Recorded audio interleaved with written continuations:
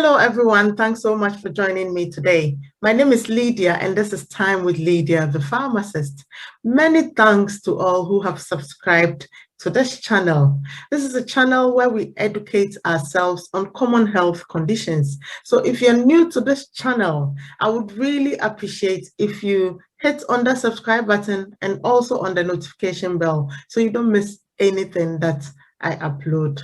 Today, I'm going to be spending some time with you talking about dehydration. We are going to be looking at the causes of dehydration, some symptoms of dehydration, and some things that you can do to prevent dehydration, as well as some complications that you can suffer when you experience severe dehydration. Water makes up about 2/3 of the healthy human body and is essential because it lubricates the joints and the eyes. It helps in digestion of food and flushes out waste and toxins to keep the body healthy. Dehydration is caused by not drinking enough fluid or by losing more fluid than you're taking in. And there are various things that can cause this. An illness such as gastroenteritis, where fluid is lost through vomiting and diarrhea, can cause dehydration. Excessive sweating from exercise, fever, or manual work in hot conditions. Excessive consumption of alcohol can also cause dehydration. The reason being that alcohol makes you pass a lot of urine, and the headache that results during a hangover is a sign that you are dehydrated.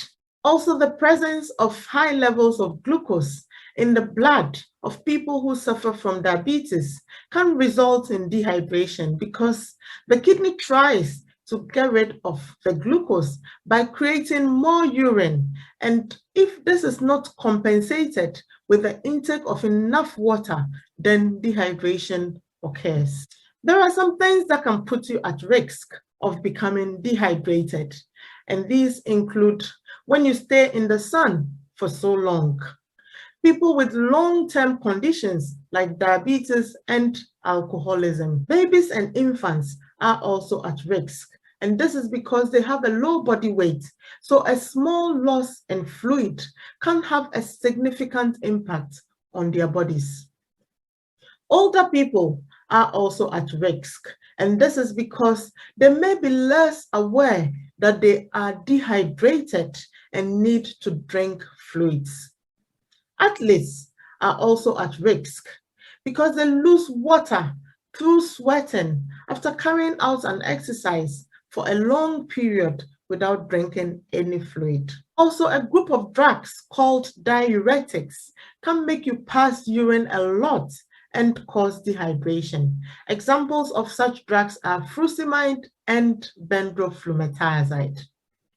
When your body temperature rises to 38 degrees Celsius or 100 degrees Fahrenheit or more, then you can get dehydrated as well. The higher the body temperature, the more dehydrated you become.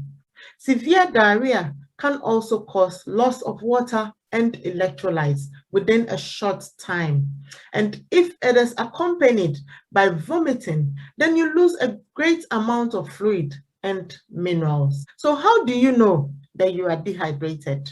Signs of dehydration include feeling thirsty, a dry mouth and lips, a dark-colored and strong smelly urine, passing urine less often than normal, about 3 times a day, lightheadedness, headache, also a loss of strength and stamina.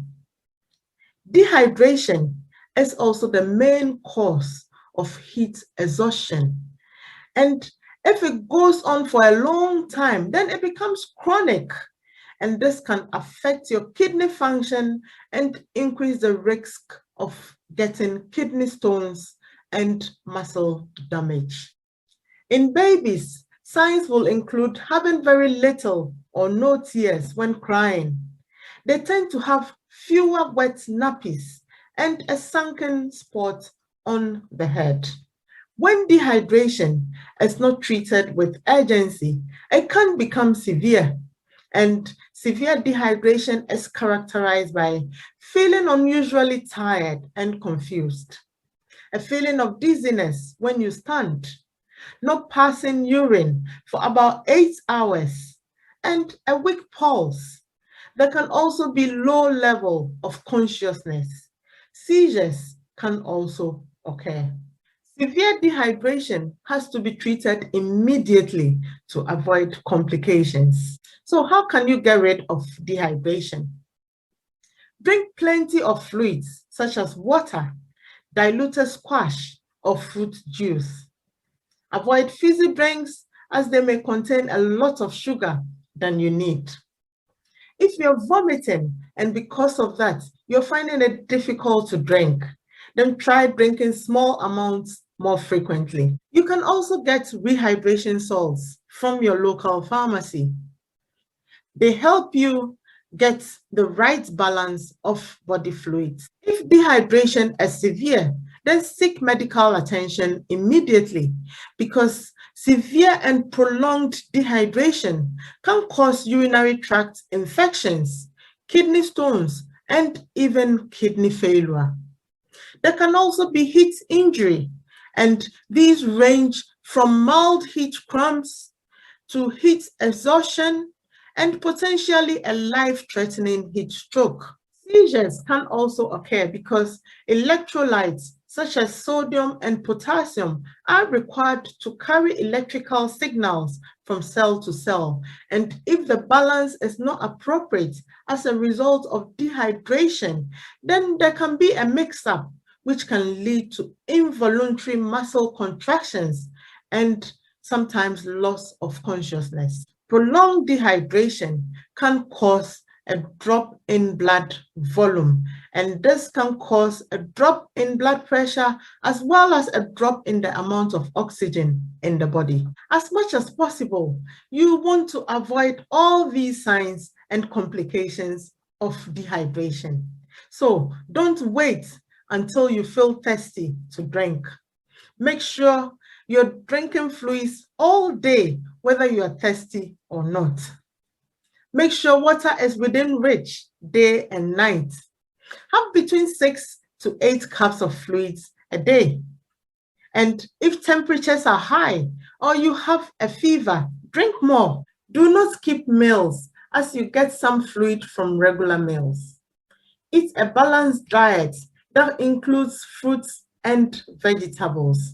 Fruits and vegetables contain a large amount of water, salts, and vitamins, and can help prevent dehydration.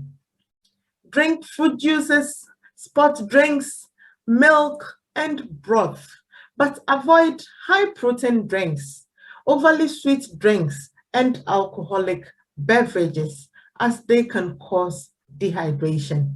And if you have to carry out some exercise, then drink a cup of water before you start. Have another half cup of water every 10 to 15 minutes whilst you are exercising, and also drink some water after the exercise. This will help keep you hydrated as well as keep your heart rate and your body temperature from getting too high. And when this happens, your performance would improve. I hope you have learned something today. If you have, then please give this video a thumbs up. Share this information with family and friends, and leave your comments, your suggestions, and your questions in the comment section. If you haven't yet subscribed to this channel, please hit on that subscribe button and also on the notification bell so you don't miss anything that I upload. Thank you once again for joining me today, and I hope to see you soon in my next video. Bye for now.